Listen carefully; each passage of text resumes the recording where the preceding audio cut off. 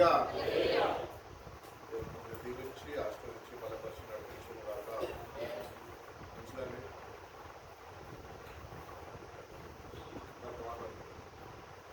ఎట్లా నడుస్తుంది ప్రార్థన? సంఘ కాపరిగా ఎంత బాధ్యత ఉన్నది మీ పట్ల. దేవస్థానంలో ప్రార్థన జ్ఞాపకం చేసుకున్నప్పుడల్లా కొన్ని ప్రశ్నలు అడగాలని ఆశపడుతూ ఉన్నాను అన్నమాట. కాబట్టి సంఘానికి ఇస్తున్నారు, సంఘానికి ఎంత కట్టబడి ఉన్నారు. ఎందుకు మిమ్మల్ని ప్రశ్నలు అడగాలనుకుంటున్నా అంటే మీ స్పిరిచువల్ గ్రోత్ ఎట్లా ఉన్నది, మీ ఆధ్యాత్మికమైన జీవితము యొక్క ఎదుగుదల ఎట్టి రీతిగా ఉన్నది అని కొద్దిగా ఇన్పుట్ నాకు కావాలి. ఎందుకంటే ఏదో ఫిలిపన మంచోడు, సంఘంలో మంచి ఆరాధన జరుగుతుంది, ప్రేమ కలిగిన సంఘము, మంచిగా మాట్లాడతారు, పలకరిస్తారు అని ఒకవేళ వస్తున్నామేమో. కానీ నాకుంటున్న ఆశ ఏంటంటే మీరందరూ స్పిరిచువల్ లైఫ్లో బలపరచబడాలి, ఎదగాలి, వ్యక్తిగతంగా దేవుని మీద ఆధారపడడం నేర్చుకోవాలి. ఒకరిలో చెప్పించుకోవడం కాదు, మనంతటా మనము అటు గ్రహింపు కలిగి దేవుణ్ణి ఆరాధించి దేవుని మీద అనుకొని జీవించే వారమై ఉండాలి. కనుక కొన్ని ప్రశ్నలు ఏంటంటే, అందరు రోజు ప్రార్థన చేసుకుంటున్నారని నమ్ముతున్నారా? హల్లెలూయా. అందరు రోజు చేస్తున్నారా? ఎన్నిసార్లు చేస్తున్నారు? 2 సార్లు. పర్వాలేదు అక్క, చెప్పాలి. మీరక్క చెప్తుంది 2 సార్లు అంట, నేను రోజాక 3 సార్లు అంట. చేతులు పైకి లేపితే బాగుంటుంది, దేవుని నామానికి ధన్యవాదాలు. సరే, కొంతమంది ఒకసారి చేసేటోళ్ళు ఉన్నారు, కొంతమంది ఉదయకాలం లేవగానే మంచం దగ్గర మోకరించి 2 నిమిషాలు మంత్రాలు చదివేటోళ్ళు కూడా లేకపోలేదు. దేవుడానికి స్తోత్రము. దినం ప్రారంభించుకుంటున్నా, మన సాయంత్రం కలుసుకుంటా బాబాయ్ అని చెప్పేసి వెళ్ళిపోయేటోళ్ళు లేకపోలేదు. ప్రశ్న ఏంటంటే, ప్రార్థన చేస్తుంటే దేని గురించి ప్రార్థన చేస్తున్నాం? మనం ఈరోజు క్రైస్తవులకు పిలువబడ్డాం, రక్షణ పొందుతున్నాము, ప్రార్థన జీవితము కలిగి జీవిస్తున్నాం. దేని గురించి ప్రార్థిస్తున్నాం? నీ అవసరాల గురించి ప్రార్థిస్తున్నావా, లేకపోతే దేవుడి యొక్క సహాయం కొరకు ప్రార్థిస్తున్నావా? ఏం ప్రార్థన చేస్తున్నావు? ఈ ఆన్లైన్ అయ్యేలోపు మీ ప్రార్థన జీవితం మారాలి. ఎందుకంటే ఉదయకాలం సేవకులు రాజా గారు చక్కటి వాక్య సందేశం అందించారు.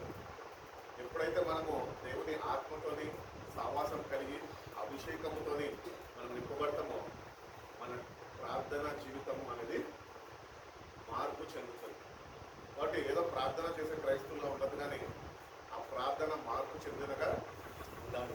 మన ప్రార్థనలో ఏముండాలి? దేవుని యొక్క అభిషేకము, శక్తి ఉండాలి. కాబట్టి దేని గురించి ప్రార్థన చేస్తున్నాం? మీరు బహుశా నేను అడుగుతా కనుక ఒక్కొక్కరిని దేని గురించి ప్రార్థన చేస్తున్నా అంటే ఏమని చెప్తారు? మీరు మనవారు ఏమని చెప్తారు? స్పిరిచువల్ గ్రోత్ కొరకు ప్రార్థన చేస్తారు. ఎంతమంది నిజంగా దేవుని సన్నిధిలో నిజం చెప్తారు? ఎంతమంది నిజంగా స్పిరిచువల్ గ్రోత్ కొరకు ప్రతిదినము ప్రార్థన చేసుకుంటున్నారు? ఒక చేయలేస్తున్నారు, 1 2 3. ఇంకా మిగతా వాళ్ళ సంగతి అంటే మన ప్రార్థన జీవితం ఎట్లుందంటే, దేవుని దగ్గరకు వస్తున్నామో మనకి ఏ అవసరతలు ఉన్నాయో, ఏ ఆపదలు ఉన్నాయో, ఏ కష్టాలు ఉన్నాయో, ఏ సమస్యలతో మనం పీడింపబడుతున్నామో వాటి గురించి ప్రార్థన చేసే వారిగానే మనం ఉంటున్నాం. ఇది క్రైస్తవ జీవితం కానే కాదు. క్రైస్తవ జీవితం అంటే ఏంటంటే, తమ్ముడు చెప్పినట్టు ఆధ్యాత్మికమైన ఎదుగుదల నీకు ఉండాలి. స్పిరిచువల్లీ నువ్వు నీ లైఫ్ని బిల్డప్ చేసుకోవాలి. ప్రార్థనతో నీ జీవితము కట్టబడాలి. దేవుని వాక్యము మీద నీ జీవితము ఆనుకునే రీతిగా ఉండాలి. కాబట్టి ప్రతిదినము మనం ప్రార్థన చేస్తున్నాం, ఏదో ఒక ప్రార్థన అయితే చేస్తున్నాం, కానీ దేవునికి ఆ ప్రార్థన కాదు. ఫస్ట్ ఒకటొకటి గుర్తుపెట్టుకుందాం. ఏంటి తెలుసా? నువ్వు ఎవరి గురించి ప్రార్థన చేయడంలో తప్పు లేదు, కానీ ఫస్ట్ నీ గురించి నువ్వు ప్రార్థన చేసుకునే వాడిగా నువ్వు ఉండాలి. ఫస్ట్ నువ్వు స్ట్రాంగ్గా ఉంటే, నీ పునాది స్ట్రాంగ్గా ఉంటే ఇతరుల యొక్క పునాదిని నువ్వు బలపరచగలవు. నువ్వే వీక్గా ఉంటే ఇతరుల గురించి ప్రార్థన చేస్తా, నీ వీక్నెస్ వాళ్ళ వీక్నెస్ అయిపోతుంది. అందుకనే ఫస్ట్ మనము స్ట్రాంగ్గా ఉండాలి. First we have to build our selfs. మన జీవితాన్ని మనమే సరిచూసుకొని దేవుని సన్నిధికి వెళ్ళి ప్రార్థన చేస్తున్న మనము దేవుని అడగాలి, ప్రభా నన్ను బలపరచు, ప్రార్థన జీవితాన్ని నైనా నాకు కలిగజేయి, ప్రార్థన జీవితాన్ని నువ్వు స్థిరపరచు, బలమైన ప్రార్థన చేసేవాడిగా, విశ్వాసంతో కూడిన ప్రార్థన చేసేవాడిగా అటు ప్రార్థన నాకు నేర్పించు అని దేవుని మనం అడగాలండి దేవుని. శిష్యులు అడిగారు, ఆయనతోనే ఉన్నారు, ప్రార్థన మాకు నేర్పించు అన్నారు. కాబట్టి ప్రభువుని అడిగినప్పుడు ప్రభు మనకి ప్రార్థన ఆయన నేర్పిస్తారు. కాబట్టి ఫస్ట్ ఇతరుల గురించి ప్రార్థన చేసేదానికన్నా ముందు వ్యక్తిగతంగా మన గురించి మనము ప్రార్థన చేసుకోవాలి. కాబట్టి ప్రార్థన నానా విధాల్లో చేసుకోవచ్చు. కూర్చొని చేసేటోళ్ళు ఉంటారు, పండుకొని చేసేటోళ్ళు ఉంటారు, నిల్చొని చేసేటోళ్ళు ఉంటారు, నడుచుకుంటూ చేసేటోళ్ళు ఉంటారు, పనులు చేసుకుంటూ ప్రార్థన చేసేటోళ్ళు, మోకరించి ప్రార్థన చేసేటోళ్ళు ఉంటారు, ఉపవాసంతో ప్రార్థన చేసేటోళ్ళు ఉంటారు, దారంతో ప్రార్థన చేసేటోళ్ళు ఉంటారు, కన్నీళ్లు విచ్చేసుకొని ప్రార్థన చేసేటోళ్ళు. నువ్వు ఏ ప్రార్థన చేస్తున్నావు? ఇన్ని ప్రార్థనలు ఉన్నాయి. అట్లీస్ట్ బైబిల్ రిలేటెడ్ ప్రార్థన నువ్వు చేస్తున్నావు. బైబిల్కి సంబంధించిన ప్రార్థన మనం చేస్తున్నామా, లేకపోతే క్రైస్తవులకి సంబంధించిన ప్రార్థన మనము నేర్చుకున్నామా అన్నది ఒక ప్రశ్న. ఒకటి, బైబిల్ సంబంధమైన ప్రార్థన మనము చేసేవారుగా ఉండాలి. అంటే దేవుని యందు సంపూర్ణ విశ్వాసము. దేవుడు అనగా వాక్యమే దేవుడు. ఒకటి, వాక్యము నేను సంపూర్ణంగా విశ్వసించాలి. మన ప్రార్థనలు ఎట్లుంటాయంటే అలవాటు పడిపోయిన ప్రార్థనలు ఏంటంటే, కొద్దిగా సంతోషంగా ఉన్నప్పుడు చక్కటి వాగ్దానాలు మనకు జ్ఞాపకం ఉంటాయి కాబట్టి ఆ వ్యక్తి పెట్టి ప్రార్థన చేసుకుంటాం. అది కాదు, మనం ఒకటి గుర్తు పెట్టుకుంటాం. ఎప్పుడు నువ్వు ప్రార్థన చేస్తున్నా నీ ప్రార్థనలో కేవలము దేవుని యొక్క వాక్యం ఉంటేనే అది ప్రార్థన. అర్థమవుతుందా? దేవుని యొక్క వాక్యము నీ ప్రార్థన జీవితంలో ఉండాలి. నీ మాటలు కాదు దేవునికి కావాల్సింది. ఆయన మాటలు ఆయనకి, ఆయన సన్నిధిలో ఆయనకి జ్ఞాపకము చేస్తే అవి ఆయన జ్ఞాపకము చేసిన నువ్వు అవి ఆయన ఆలకించి ఆయన మాటలు కనుక అవి తప్పక నీ జీవితంలో నెరవేరుస్తాయి. ఈరోజు మనం ఎన్నో ప్రార్థనలు చేస్తుంటాం, కానీ అన్ని ప్రార్థనలకి ఇప్పుడు జవాబు రాలేదు. ఎందుకు? దానిలో దేవుని వాక్యం లేదు కాబట్టి. ఆ ప్రార్థన నువ్వు చేసిన ప్రార్థనలో దేవుని వాక్యము లేదు. క్రైస్తవుడివి, నామకార్థ క్రైస్తవుడుగా రెండు మాటలు ప్రభువా అని ఒక వాగ్దానం ఎత్తిపట్టడు, ప్రార్థన చేసాడు, హల్లెలూయా స్తోత్రం నాకు ఆత్రం అనుకుంటూ ప్రార్థన ముగించేస్తాడు. ఇది కాదు. నీ ప్రేయర్ లైఫ్ అనేది, నీ ప్రేయర్ అనేది ఫుల్గా దేవుని వాక్యంతో కంటెంట్ అయి ఉండాలి. దేవుని వాక్యంతో నీ ప్రార్థన నింపబడి ఉండాలి. ఎందుకంటే God's word is an authorized word. దానికి తిరుగులేదు. ఆ ప్రార్థన నువ్వు చేయగలిగితే నువ్వు చేసిన దేవుని వాక్యం ఏదైతే ఉన్నదో అది తప్పక దేవుడు ఆలకించి దాన్ని నెరవేరుస్తాడు. ఎందుకంటే చెప్పగలుగుతాను అంటే అది ఆయన పలికిన మాటలు కనుకనే, ఆయననే స్వయాన పలికిన మాటలు, ఆత్మ ప్రేరేపణతో పలికించిన మాటలు కనుక. కాబట్టి మన ప్రార్థన జీవితం నేటి నుంచి వాక్యానుసారమైన ప్రార్థన జీవితంగా వాక్యంతో మన ప్రార్థన ఇమిడి ఉండాలి. ఎక్కువ భాగము మాటలు తక్కువ ఉండాలి, నీ ప్రార్థనలో వాక్యము ఎక్కువగా ఉండాలి. అది ప్రార్థన. అటువంటి ప్రార్థనలు కానీ నువ్వు చేస్తే, అటువంటి ప్రార్థనలు కానీ నువ్వు చేయడం ప్రారంభిస్తే తప్పక నీ ప్రార్థనలకి నువ్వు అనుకోని త్వరలో జవాబులు దేవుడు అనుగ్రహిస్తాడు. ఒకటి, దేవుని వాక్యంలో ఉన్న శక్తిని గుర్తించి మన ప్రార్థనని దేవుని వాక్యంతో జతపరిచి దేవుని సన్నిధిలో దేవునికి మనం చదివిన వాక్యము, ధ్యానించిన వాక్యము, ఆయన మనతో మాట్లాడిన వాక్యాన్ని మనం కానీ ఎత్తిపట్టి ప్రార్థన చేస్తే కనుక అవి దేవుని మాటలు స్వయాన కనుక అవి తప్పక ఆయన ఆలకించి వాటికి నెరవేర్పుని జవాబును ఆయన దయచేస్తాడు. కాబట్టి the role of word in prayer, ప్రార్థనలో దేవుని వాక్యము తప్పగా ఉండాలి. అనగా మనం ఒకటి గుర్తిస్తాం ఏంటి అంటే, మన మాటలు మన ఆలోచనలతో చేసే ప్రార్థన అంశాలు అవన్నీ తగ్గించుకోవాలి. వాటి స్థానంలో దేవుని వాక్యానికి ఎక్కువ ప్రాధాన్యత మనం ఇవ్వాలి. ప్రాధాన్యత దేవుని వాక్యానికి ఇచ్చి నీ ప్రార్థనలో దేవుని వాక్యము కానీ ఉంటే కనుక అది శక్తితో కూడినది కనుక అది తప్పక దేవుడు ఆలకిస్తాడు. ఆ ప్రార్థనకి నెరవేర్పు అనేది దేవుడు మన జీవితాల్లో ఇస్తాడు. కాబట్టి డైలీ వర్డ్ ఇంటేక్. రోజు మనకు ఆకలి అవుతుందా? ఎంతమందికి ఇక్కడ ఆకలి అవ్వకుండా? అందరికి ఆకలి అవుతుంది కదా. నేను ఉపవాసాలు ఉన్నా కూడా ఆకలి అవుతుంది, ఉపవాసాలు లేకపోయినా కూడా ఆకలి అవుతుంది. ఎందుకంటే కడుపు. దానికి ఏం కావాలి? ఫుడ్ కావాలి. అట్టి రీతిగానే మన ఆత్మకి ఏం కావాలి? వాక్యం కావాలి. మొత్తం 4:4 అంటారు కదా, మనిషి రొట్టె వల్ల కాదు దేవుని నోట నుంచి వచ్చే ప్రతి ఒక్క మాట వల్ల వాడు వస్తాడా జీవిస్తాడు కదా. మరి మనం జీవించాలంటే ప్రతిదినము వాక్యాన్ని మనము భుజించే వారమై ఉంటాం. ప్రతిదినము వాక్యము చేత పోషణ దేవుని దగ్గర నుంచి మనము పొందుకునే వారమై ఉంటాం. కాబట్టి వర్డ్ ఇంటేక్ అనేది దేవుని వాక్యము నీ లోనికి ప్రతిదినము దాన్ని తీసుకోవాలి. Don't just read the Bible but pray the Bible. వాక్యాన్ని ఎత్తిపట్టి ప్రార్థన చేసే ప్రార్థన జీవితం మనము కలుగు చేసుకోవాలి. అటు రీతిగానే ఎంతమంది నిజంగా ప్రార్థన చేస్తున్నప్పుడు మీరు చదువుకున్న వాక్యము కానీ వాక్య ధ్యానము కానీ ఏదైతే ఆ కంటెంట్ మీరు చదివి ప్రార్థన చేసుకుంటున్నారో ఎంతమంది నిజంగా బైబిల్ మూసేసి ప్రార్థన చేస్తున్నారు? చదివిన వాక్యాన్ని అర్థమవుతుందా ప్రశ్న? ఈరోజు పొద్దున నేను లేచి కీర్తన 23 చదివానండి. ఎగ్జాంపుల్ చెప్తున్నా. 23 నేను చదివిన ఒక అరగంట లేకపోతే ఒక 10 నిమిషాలు దాన్ని ధ్యానించిన. ఇప్పుడు నేను నెక్స్ట్ ఏం చేస్తా? ప్రార్థన చేస్తాను. ప్రార్థన చేసినప్పుడు ఏముండాలా? నా బైబిల్ క్లోజ్ ఉండాలా? ఓపెన్ ఉండాలి? ఓపెన్ ఉండాలి. ఎందుకంటే మన మైండ్ మొత్తము ఫోకస్ చేస్తాము దేని మీద? మనము చదివిన వాక్యం మీద, మనం ధ్యానించిన వచనాల మీద.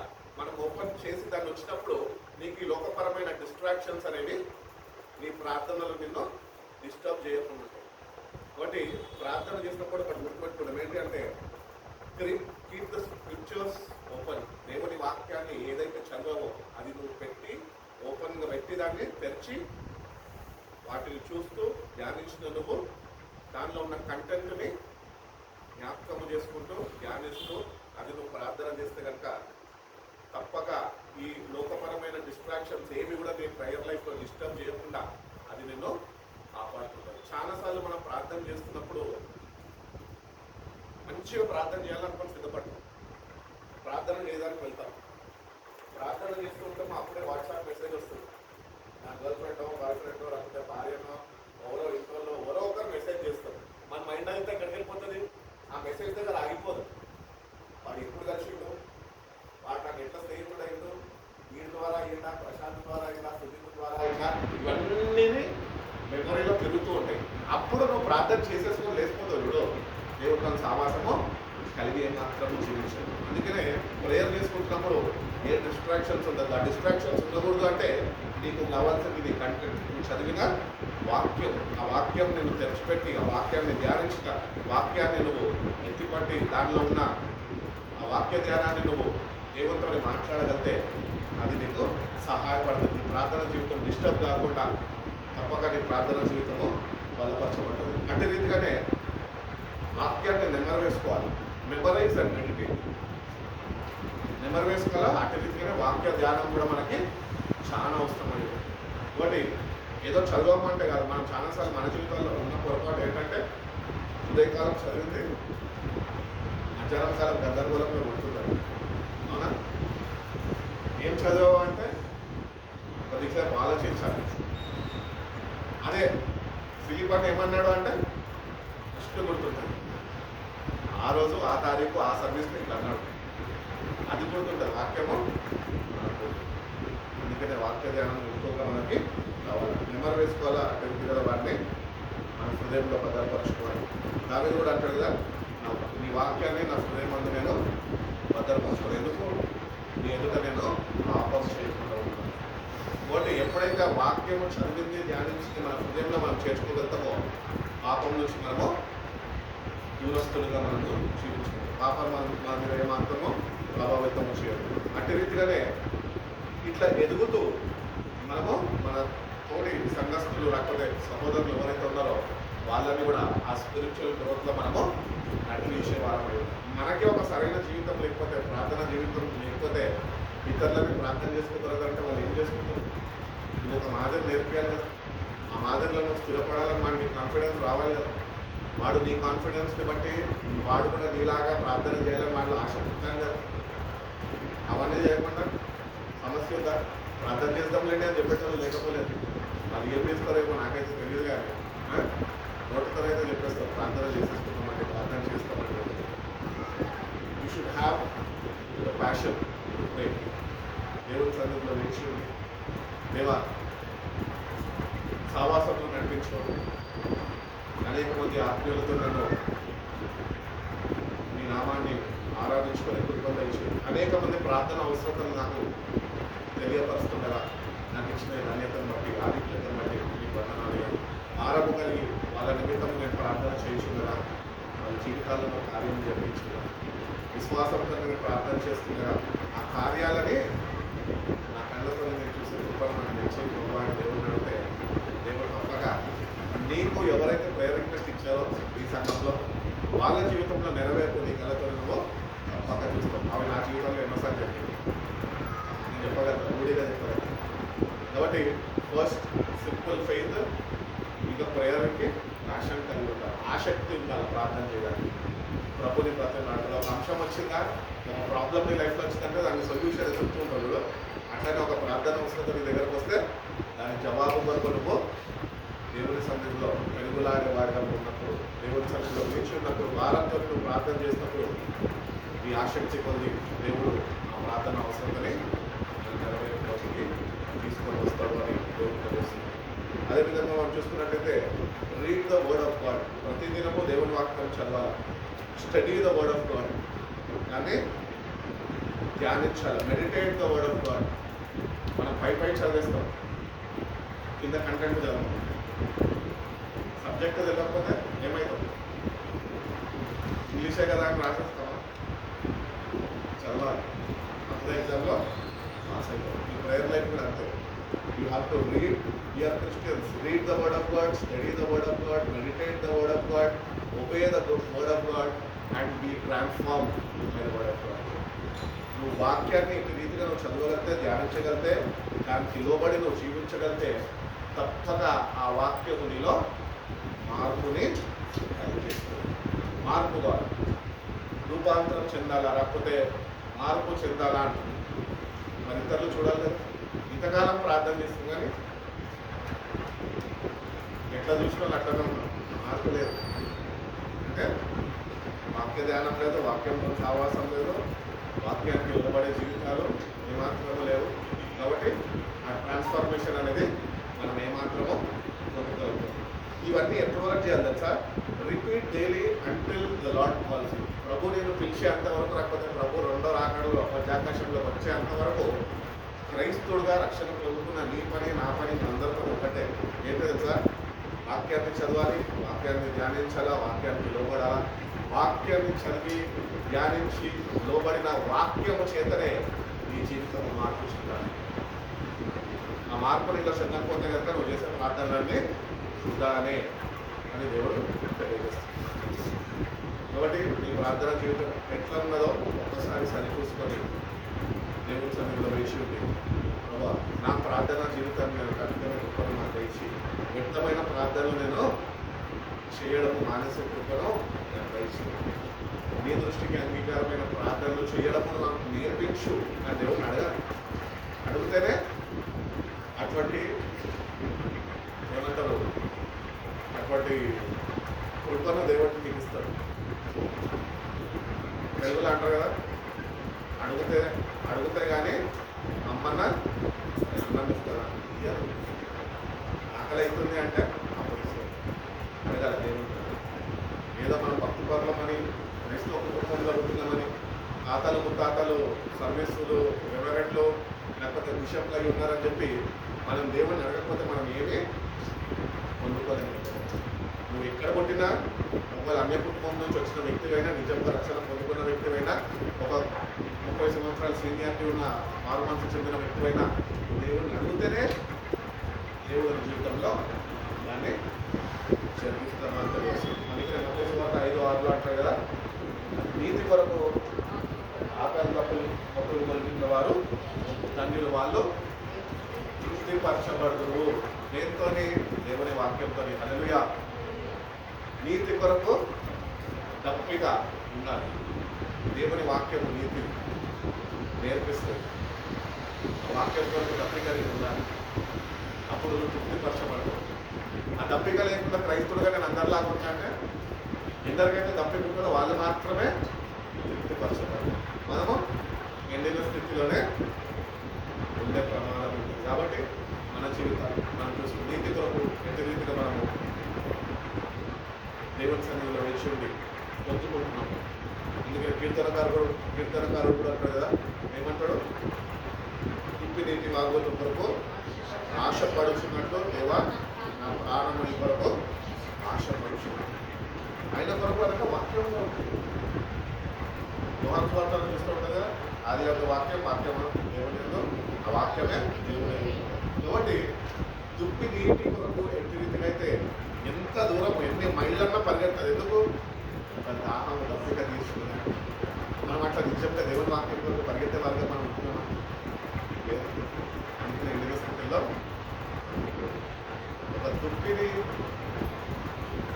దావీదు అక్కడ తీసుకుని వచ్చాడంటే, అంతగా దేవుని వాక్యం కొరకు ఒక క్రైస్తవుడు దేవుని బిడ్డ వాక్యం కొరకు ఏం చేయాలట? వేగిన పడాలి. దేవుని సన్నిధిత వేచి ఉండాల. ఈ వాక్యంతో నన్ను తృప్తిపరచయ్యా అని అడగాలి. దేవుని అడిగినప్పుడు దేవుడు తప్పక తృప్తిపరుస్తాడు. అందుకని అంటున్నాడు, నీటి కొరకు తప్పిగా వెలిగిన వారు తృప్తిపరచాలి. కాబట్టి వృద్ధి చెందాలి. దేవుని సన్నిధికి వస్తున్నామంటే ఏదో వచ్చాము, భారంతో ప్రార్థన చేసుకున్నాము, అయిపోయాము, ఇంకా జీవితంలో ఇవే కష్టాలు ఎక్కువ ఉంటాయి లేదు, దేవుడు ఎప్పుడో చేస్తాడు లేదు, ఎప్పుడో జరగకుండా అవుతుందా? జరుగుతుంది, తప్పక జరుగుతుంది. వాగ్దానం చేసిన దేవుడు నమ్మదగిన వాడప్ప. ఏమన్నా కోట్ చేస్తాం మనం, కోటింగ్ తక్కువేం లేదు మనకి.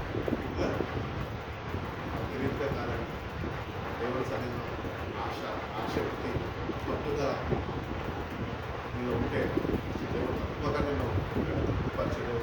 అదనుగా కాబట్టి వాక్యం చేత ప్రతిదినము పరిచయం.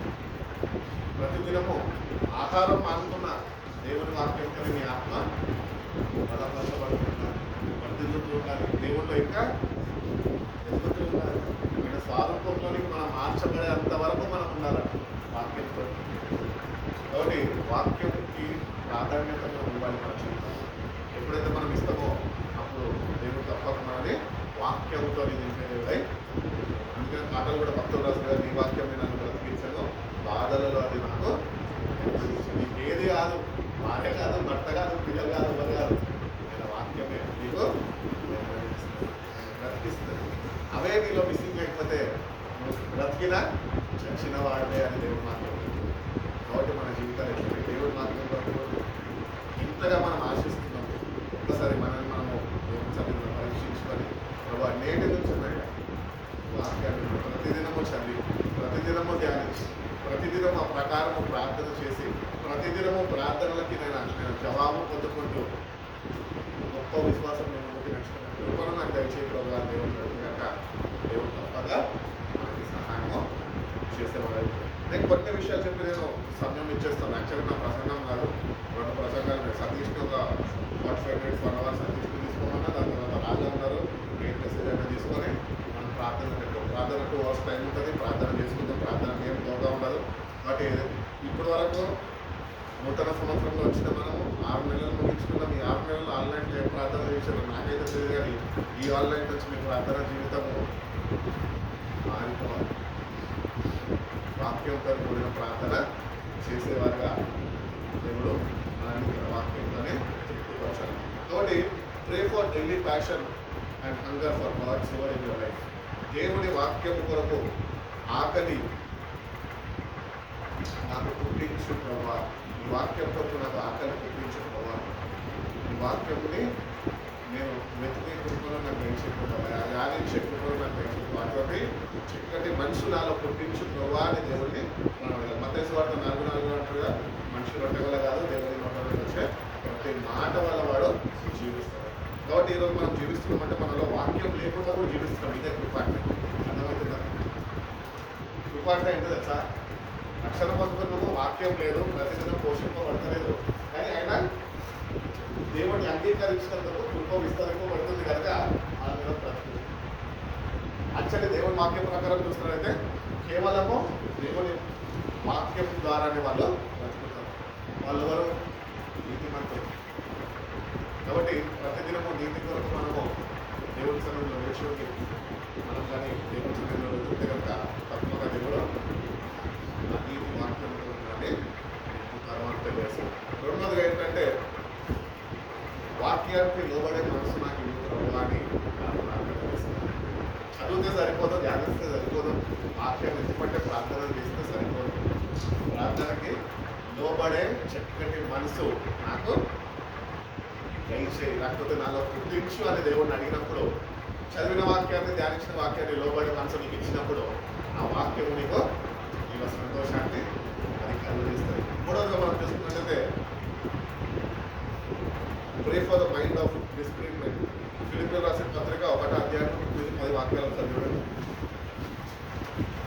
రెండోది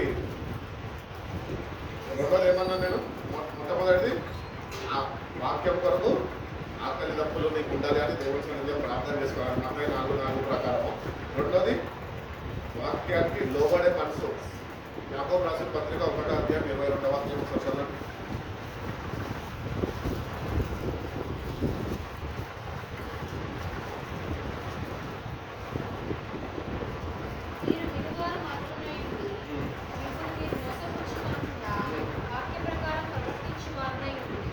వాక్య ప్రకారము మిమ్మల్ని మీరు మోసము చేసుకోకుండా జాగ్రత్తగా చూసుకోండి. మనం మోసపోకూడదు అంటే దేవుని వాక్యం అంతా ఉన్నప్పుడే, మనలో ఉన్నప్పుడే మనము మోసపరుచుకోకుండా దేవుని వాక్యం మనల్ని కాపాడుతుంది.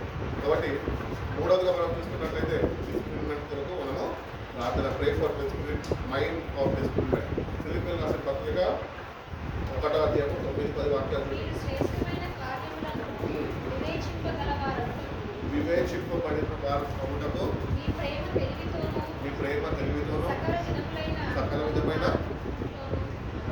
అనుభవ జ్ఞానంతోను కూడినదై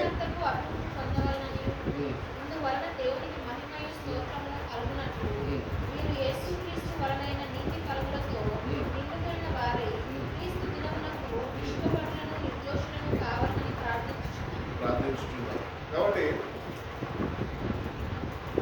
దేవుని ఆలోచనతో మనము నింపబడాలి. మన ఆలోచనలతో మనం ఆయనతో సహవాసం చేయడం కాదు. ఆయనతో ఎట్టి సహవాసం ఉండదు సార్. ఆయన ఆలోచన స్పిరిట్ ఆఫ్ డిస్క్రిమినెంట్ అనేది దేవుడు చెప్తున్నారు. అంతేనా? దేవుడు ఆయన కోరుకుంటున్నాడు నువ్వు ఇటు రీతిగా ఉండాలి, ఇటు రీతిగా ప్రార్థన చేయాలి. కానీ మనం అవన్నీ పక్కన పెట్టేసి మన ప్రార్థనలు మనం తీసేసి ఏదో ప్రార్థన త్వరలో ప్రార్థన చేసేస్తున్నాం. విచక్షణతో ప్రార్థన చేయాలి. అదే కాలంలో తమ్ముడు చెప్పాడు విచక్షణ జ్ఞానం ఏమి జరగబోతుంది ముందుగా దేవుడు తెలియజేస్తారంట. ఏం జరుగుతుంది, ఏం సంభవించబోతున్నాయి, కొన్ని హెచ్చరికలు దేవుడు తెలియజేస్తుంది.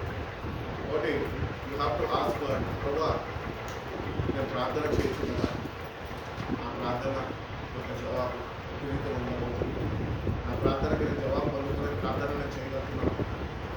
ఒక ముందు దృష్టి నీకు కావాలి. దాని గురించి కూడా దేవుడి సన్నిధిలో ప్రార్థన చేయాలి.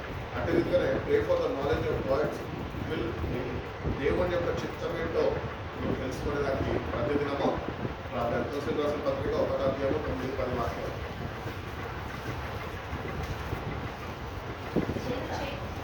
చదవండి.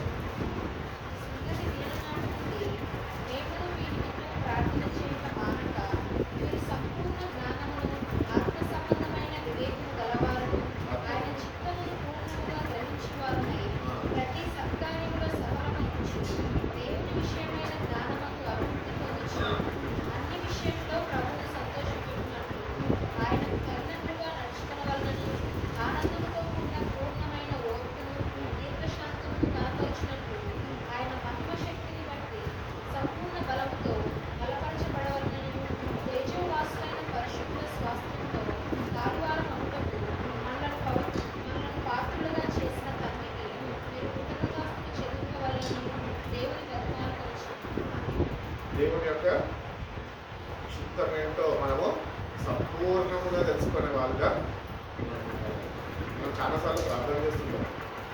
ఆ ప్రార్థన ఏంటో తెలుసా? దేవుని చిత్తానుసారమైన ప్రార్థన ఏమాత్రము కాదు అని మనము ఈరోజు ఒప్పుకోవాలి.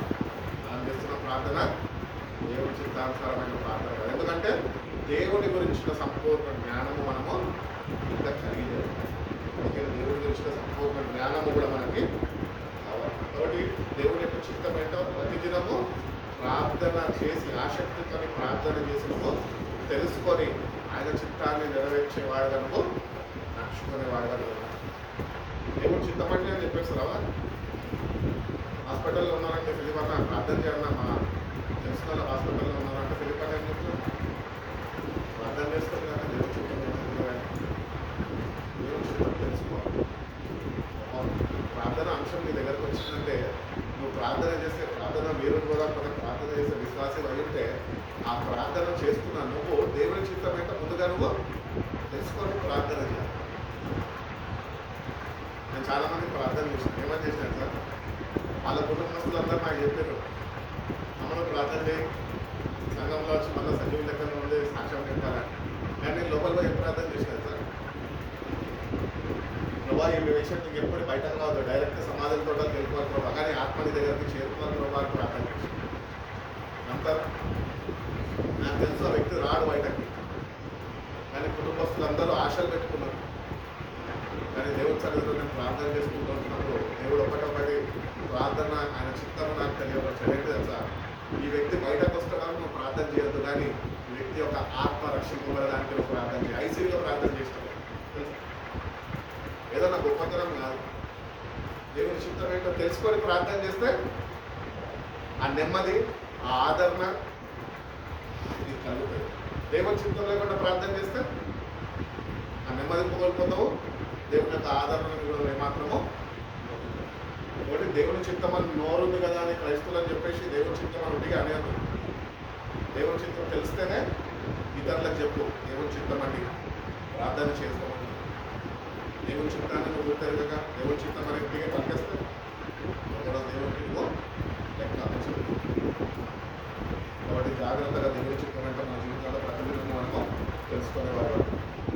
ఐదవదిగా మనం చూసుకున్నట్లయితే pray to know the love of Christ more deeply. దేవుని యొక్క ప్రేమ యొక్క ఎత్తు లోతులు వెడల్పు ప్రతిదినము నేను తెలుసుకునే కృపను అంటే అనుభవం నాకు దయచేసి అంటే అనుభవాలను నడిపించు ప్రభు అని మనము ప్రార్థన చేసుకునే వారుగా మనము ఇందులో ఎఫెసీయులకు రాసిన పత్రిక 3వ అధ్యాయము 14వ వచనము 18వ వచనం 19వ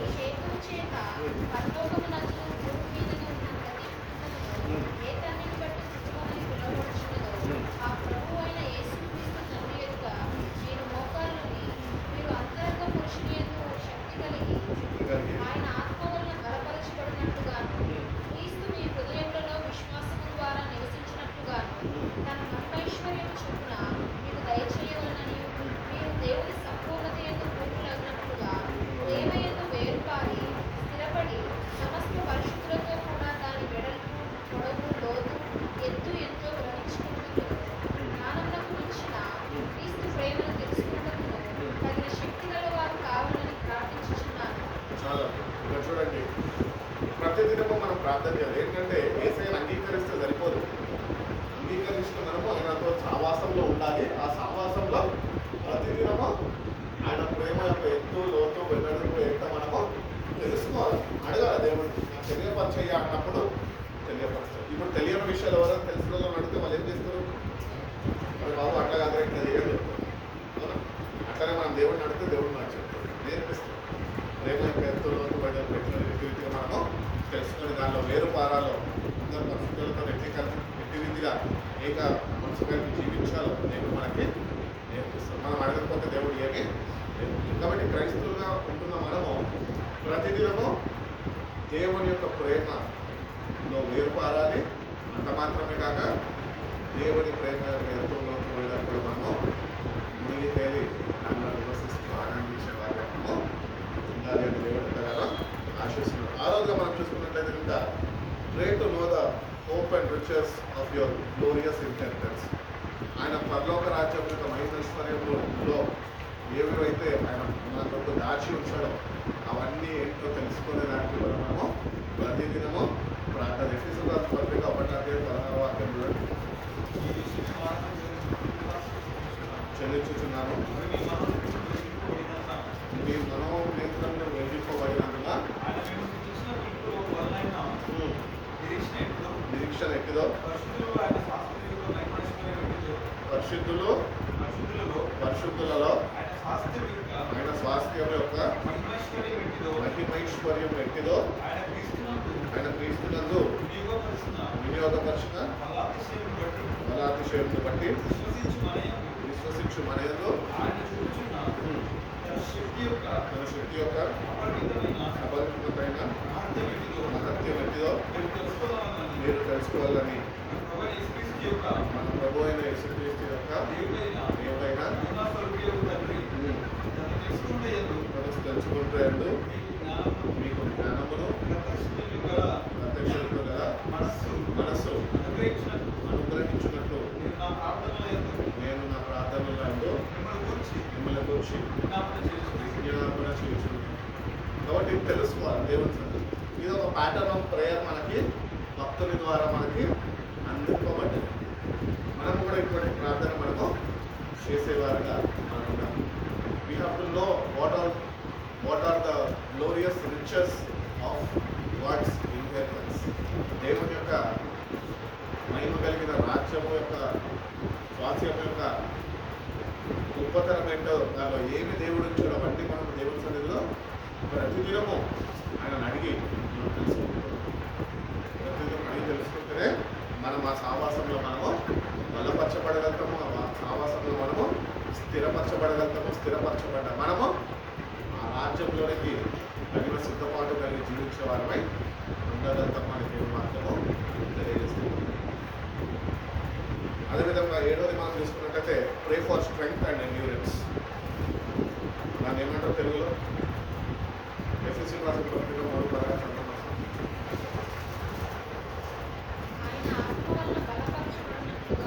ఆయన ఆత్మ వలన మనము బలపరచు వారుగాను క్రీస్తు మీ హృదయములలో విశ్వాసము ద్వారా నివసించుకున్నగాను తన మహిమైశ్వర్యం చొప్పున మీరు దయచేయవలనని మీరు దేవుని సంపూర్ణతయందు పూర్ణులగునట్లుగా ప్రేమయందు వేర్పారి స్థిరపడి ఇంతకుముందు చదువుకున్నాం కదా, అదే వాక్యం చెప్తున్నాం. కాబట్టి this prayer gives you strength and it gives you endurance. కష్టాలు వచ్చినప్పుడు ఓపిక సహనంతో వాటిని ఎట్టి రీతిగా దేవుని కార్యం జరిగిస్తాడు అని లేచి చూసే కృపను దేవుడు మనకి ఇస్తాడు. కాబట్టి మన జీవితాల్లో కష్టాలు రాగానే ప్రార్థన చేయగానే నెమ్మది వచ్చేస్తుందా? ఇంకొద్దిగా ఎక్కువైపోతుంది కష్టం. ఎందుకు? You don't have strength and you don't have patience and you don't have endurance in your life. కాబట్టి ఇవి లేవు కనుక ప్రార్థన చేసే కన్నా ప్రార్థనతో నీకు నెమ్మది కలగదు. నీకు చేసిన ప్రార్థన సమస్యకి పరిష్కారము రాదు. ఎందుకంటే దేవుని సన్నిధిలో వేచి ఉండలేని వాడుగా దేవుని సన్నిధిలో వేచి ఉండే వారు మనము ఉండాలి. 8వదిలో మనం చూసినట్లయితే pray for a greater understanding of God's power. దేవుని యొక్క శక్తి మనలో ఉన్నది. అవునా? ప్రభా, నీ శక్తి నాలో వచ్చినందుకు ఆ గ్రహింపు హృదయం కలిగి జీవించే కృపను నాకు దయచేయాలని ప్రతిదినం ప్రార్థన చేస్తాను. వాక్యం అయితే చెప్తాం. ఏమని చెప్తాం? నీలో ఉన్నవాడు చెప్పాలి. ఆయన ఎంత గొప్పవాడో తెలుసా? అసలు వాక్యం చెప్తున్నాం అది తెలియదు, కానీ వాక్యం అయితే చెప్పడము అలవాటు అయిపోయింది. అదే రీతిగా దేవుని సన్నిధిలో మనం జస్ట్ ఎఫెసీయులకు రాసిన పత్రిక 6:10 మొదటి యోహాను 4:4 చదివి ముగించేస్తాం. మహాశక్తిని బట్టి ఆయన ఎంతో బలవంతులై ఉన్నది ఎదురించుటకు శక్తిమంతులు అవుతున్నట్లు ధరించుకోండి. మొదటి యోహాను 4:4 మీరు దేవుని సంబంధులు, మీలో ఉన్నవాడు ఉన్నవాడి కంటే గొప్పవాడు కనుక మీరు వారిని జయించి ఉన్నారు. అనగా లోకంని, లోక ఆచారాన్ని, లోక సావాసాన్ని, లోక కోరికల్ని, వీటన్నింటినీ మనము జయించాలి. ఎందుకంటే మనం దేవుని బిడ్డలమని మాట్లాడుతుంది. ఎప్పుడైతే క్రీస్తు నీ కొరకు నా కొరకు కలవలసిన ప్రాణం పెట్టడం, రక్తాన్ని చిందించి వెలబెట్టి మనం అనుకున్నాడో ఆనాటి నుంచి మనము దేవుని మీలో ఉన్నవాడి లోకంలో ఉన్నవాడి కన్నా సర్వాంగ కౌశము ధరించుకొని అమ్మవారి యొక్క తంత్రాలన్నింటినీ మనము ఎగ్జిక్షేవారిగా మనం ఉండాలి అని దేవుడు కోరుకుంటున్నాం. కాబట్టి దేవుని సన్నిధికి వస్తే మనము దేవుని వాక్యం గురించిన సరైన అవగాహన, డీపర్ అండర్స్టాండింగ్ వాటి మనకి వాక్యము సరైన రీతిలో మనము గ్రహింపగలిగి ఉండాలి. అండర్స్టాండింగ్ అంటే గ్రహింపగలం. సో వాక్యాన్ని చదువుతున్న వాక్యాన్ని, ధ్యానిస్తున్న వాక్యాన్ని we have to understand what we are reading. Know what word is talking. నీకు ఏమి మాట్లాడుతున్నాడు, నువ్వు ఏం చదువుతున్నావు, దేవుడు ఏమి ఎట్టి రీతిగా నీతో మాట్లాడుతున్నాడు అంటే సరైన గ్రహింపు మనం కలిగి మనం జీవించే వారం. అదే రీతిగా మనం చూసుకుంటే pray for your increasing faith. ప్రతిదినము నీ విశ్వాసము బలపరచబడే విషయంలో ప్రతిదినము నువ్వు ప్రార్థన చేసుకోవాలి. శిష్యులు ఏమన్నా జరుగుతుంది, మా విశ్వాసాన్ని మీరు అధికపరచు ప్రభు అని వేడుకున్నారు. ఈరోజు మనం విశ్వాసాన్ని పిలబడితే సరిపోదు, కానీ ప్రతిదినము దేవుని సన్నిధిలో విశ్వాసంలో నన్ను బలపరచుకోవాలి, నా విశ్వాసాన్ని నువ్వు అధికపరచుకోవాలి, నా హృదయాన్ని నువ్వు విశాలపరచు. ఎవరు ప్రార్థన చేశారు? ఏదో ప్రార్థన చేశారు. అలా అత్యధికంగా మనం కూడా దేవుని సన్నిధిలో ఆ విశ్వాసం మనకి ఇవ్వబడ్డ విశ్వాసం గురించి దేవుని సన్నిధిలో ఆయన వేడుకుంటే కనుక ఆయన విశ్వాసము అధికపరచుకోవాలి. విశ్వాసంతో ఎన్నైనా మనం సాధించడం. మన పితరులందరూ తెలిసినట్టయితే దేవుని సంపూర్ణ విశ్వాసం కలిగిన వారై ఉన్నారు కనుకనే వాళ్ళ పక్షాన దేవుడి యాశ్యమని గొప్ప విజయాలు వాళ్ళకి నిర్వహించారు. కాబట్టి దేవుడు మనకి విశ్వాసాన్ని వచ్చింది. ఆ విశ్వాసంలో పిల్లబడితే బోడేసుకుంటూ సరిపోదు. Is your faith increasing everyday. Phone charging పెడితే 0% నుంచి 100% ఎట్లా ఎక్కుతుందో, బ్యాటరీ పవర్ ఎక్కుతుందో, అట్లా దేవుని వాక్యంతో నీ విశ్వాసము ప్రతిదినము బలపరచబడుతున్నా. నువ్వు వాక్యమును అటు విశ్వాసంలో వచ్చినప్పుడు ఆ విశ్వాసం నీలో నింపబడుతుంది. ఆ విశ్వాసంలో నువ్వు బలపరచబడతావు. కాబట్టి నీ విశ్వాసం గురించి నువ్వు ప్రతిదినము ప్రార్థన చేసుకునే వాడిగా ఉండాలి. మార్కు సువార్త 9:24 వాక్యం.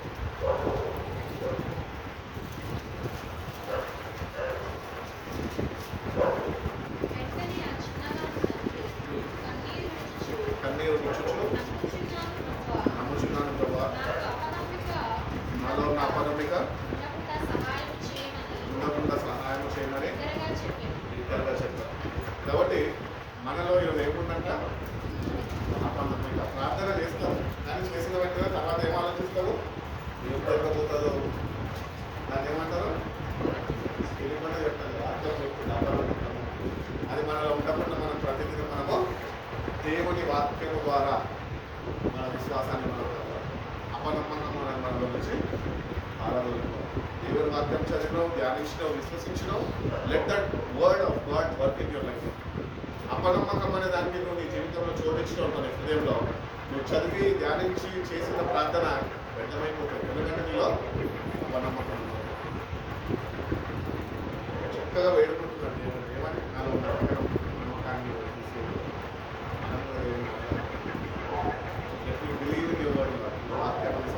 విశ్వాసం ఎట్టి రీతిగా నేను కలిగి జీవించాలి, ఎట్టి రీతిగా నేను ప్రార్థన చేయాలి, ఎట్టి రీతిగా నేను దాని మీద ఆనుకొని దాన్ని ఆధారం చేసుకొని నడుచుకోవాలి.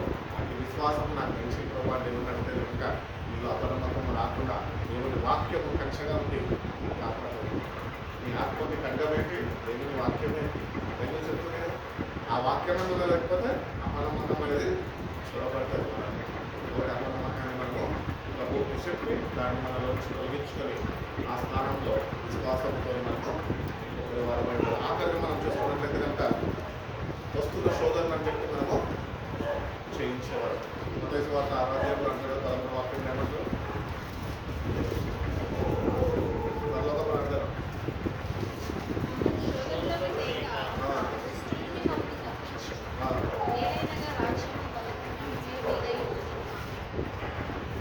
శోధనల నుంచి మనకునే తప్పించుము. శోధకుడు ప్రతిదినము శోధిస్తుంది. మాటైతే వాడుకుంటాం ఏసైనా పని. శోధకుడు శోధించేదా ఎన్నో పాట పడతామా? ఆ శోధిస్తూనే ఉంటాడు, మనం పాడుతూనే ఉంటాం, కానీ శోధనలకి పడిపోతూ ఉంటాం. అందుకని డైరీ మిల్క్ కూడా టెంప్టేషన్స్ అని తీసుకొచ్చి ఆ టెంప్టేషన్ ఎక్కడ స్టార్ట్ అయింది? ఏదైనా తోటలో స్టార్ట్ అయింది. అది నేటి వరకు కూడా మన దగ్గరికి ఏ రూపంలో వచ్చింది? చాక్లెట్ రూపంలో వచ్చింది మన దగ్గరికి. అక్కడేమో సర్ప రూపంలో వస్తే ఇక్కడ చాక్లెట్ రూపంలో. ప్రతిదినము ఒక విశ్వాసిని అపవాది టార్గెట్ చేసేది టెంప్టేషన్స్తో. నీ కళ్ళకి చూపిస్తాడు, అది నాకు కావాలని ఒక ఆశ నీలో పంపిస్తాడు. అంతే. Your God in your faith. విశ్వాసంలో తప్పిపోయినాడు, విశ్వాసంలో సన్నగిలిపోతుంది.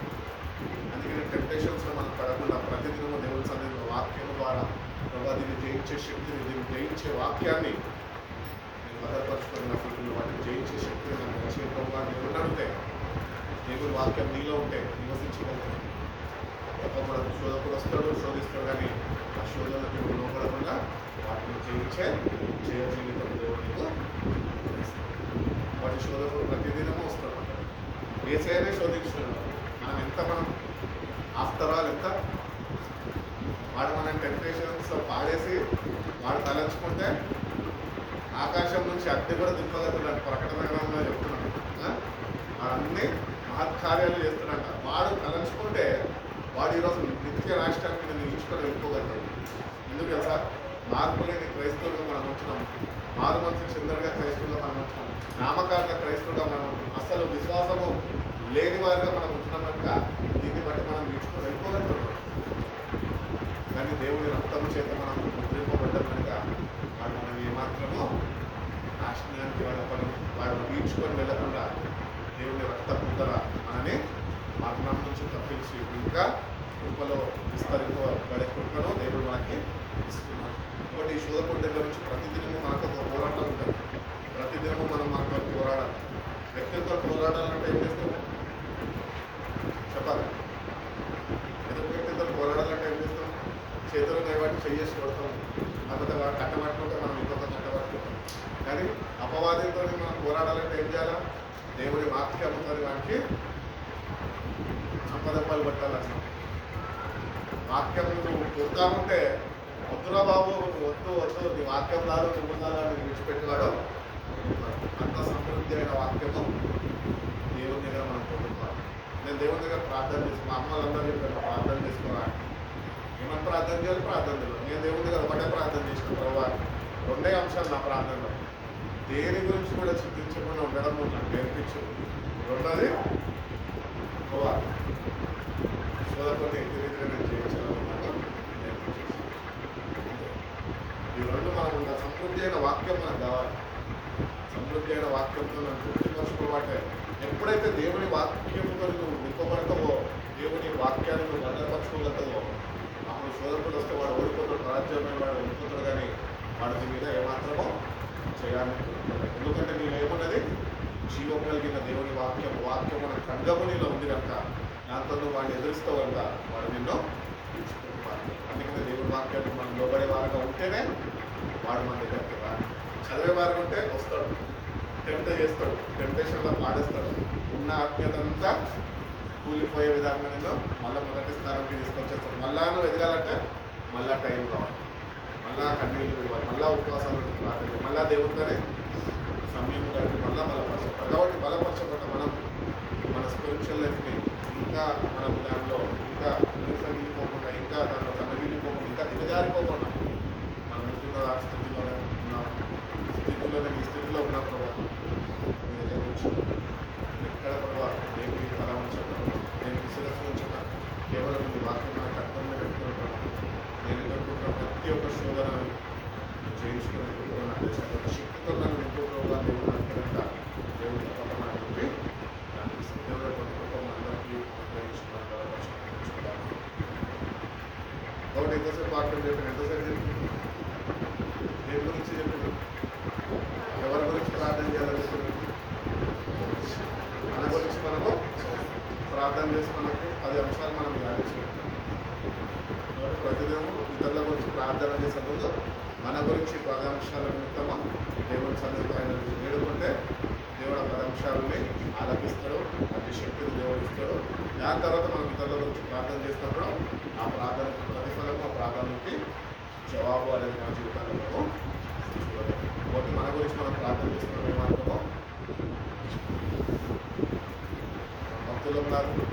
ఎవరో ప్రార్థన మన గురించి చేస్తారని మనం చేసుకోకుండా ఉండడం మనం కాదు. నీ గురించి బైబిల్ చెప్తుంది. ఏమని చెప్తుంది తెలుసా? ఎవరు రక్షణ వాళ్ళు అంటే జన్మనిచ్చే వారికే పరిమాణం. జన్మనిచ్చినాక నాకు కొడుకున్నాడు కదా, నాకు ప్రార్థన చేస్తాను నాకు కొడుకున్నాడు. వాళ్ళ ప్రార్థనలు మనకు ఖచ్చితంగా ఉంటాయి. అంతేగాని నీ అంతటా నువ్వు ప్రార్థన చేసుకోకపోతే చేయబడేది. నీ గురించి ప్రార్థన చేసుకోవాలి. స్పిరిచువల్ లైఫ్లో ప్రభుత్వం ఎక్కువ సమయం బట్టి వాక్యంతో ఎక్కువ సమయం ఎక్కువ వాక్యాన్ని ధ్యానించు. నీవు చేస్తున్న పట్లన్నింటిలో కూడా ఎక్కడ ఉంటున్నప్పటికీ చక్కగా ఆయన నామాన్ని మేము పరచు, ఇక్కడ పాటలు పాడుకో, నా శక్తితో నింపు ప్రభావ బలపరచడం నడిపించుకోవడం, దేవుడి గురించి నేను ఆందోళన చెందక ప్రభావ నేను నువ్వు ఉన్నావని ఒక విశ్వాసం కలిగి మీరు మాత్రం ఉన్నారని ఒక ధైర్యంతో ముందు అడుగు వేసే గొప్ప కార్యాలను చూసుకొని ఇప్పుడు నాకు వేసే ప్రభావ దేవుడు అనుకున్న దేవుడు తప్పకుండా అందరికీ శ్రీ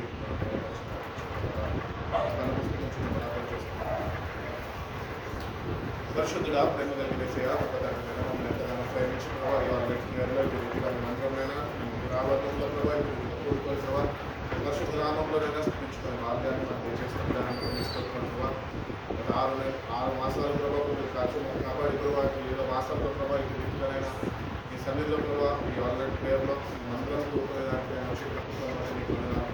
వచ్చిన ప్రతి ఒక్కరిని బట్టి నీకు వందనాలు అవును ప్రభావ ఏదో క్రైస్తవులను నామకార్థ జీవితం జీవించిన ప్రభావ మేమునైనా మా ఆత్మీయ ఎదుగుదల మీదనైనా మేము ఫోకస్ చేసి ప్రభావ ప్రతిదినమునైనా వీళ్ళనైనా మేము అభివృద్ధి లేదని నేను గుర్తించి ప్రభావ మీ సావాసంలో భయపరచండి మమ్మల్ని దర్శించండి ప్రభావ జీవవాక్యంతో ప్రతిదినమునైనా మమ్మల్ని మీ వాక్యమందునైనా ఆసక్తిని ఎక్కడి మీద కలిగి జీవించాలి అటువంటి చక్కటి మనసునైనా మాకు గుర్తించండి మీరు మాకు వాక్యం అనేది ఖడ్గాన్ని నేను ఆత్మఖడ్గాన్ని నేను ధరింపజేసుకొని ప్రభావ అవాది వేసిన ప్రతి ఒక్క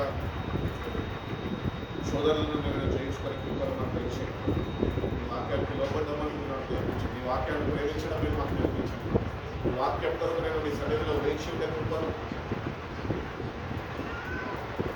మాకు తెలిసి మాకు తోడుగా ఉండండి ఈ వాక్యాన్ని ఫలింపజేయడం ఇంకొకసేపు నేను వాక్యాన్ని వినబోతుంది కదా ప్రభావం చెప్పండి వాక్యంతో నేను నా ఆత్మీయమైన జీవితాన్ని నేను మీరు బలపరచండి మీలోనైనా నీకు అంటగట్టబడిపోవడం విశ్వాసంలోనే నీకు స్థిరపరచబడిపోవడం ఆత్మఫలాలు ప్రభావిక సాధించేవారు అనేకులకు నేను ఆశీర్వాదకరంగా దిగునకరంగా నేర్చుకునే ప్రతి ఒక్కరికి దయచేస్తున్నాను వచ్చిన ప్రతి ఒక్కరికి బట్టి మీకు వందనాలు చేస్తున్నాను ఇచ్చిన శ్రేష్టమైన సమయాన్ని బట్టి మీకు వందనాలు చేస్తున్నాను ప్రార్థనలు పరిశుద్ధాత్మదేవుడిగానైనా మీరు మాతో నుండినైనా మమ్మల్ని బలపరచండి మాతో మాట్లాడి మమ్మల్ని ధైర్యపరచండి మీ తెగింపజేసి మీరు ఆనందిస్తున్న కొనసాగడం మాకు నేర్పించండి చేసే పరిశుద్ధ నామంలో ఈ ప్రార్థన నేర్పించండి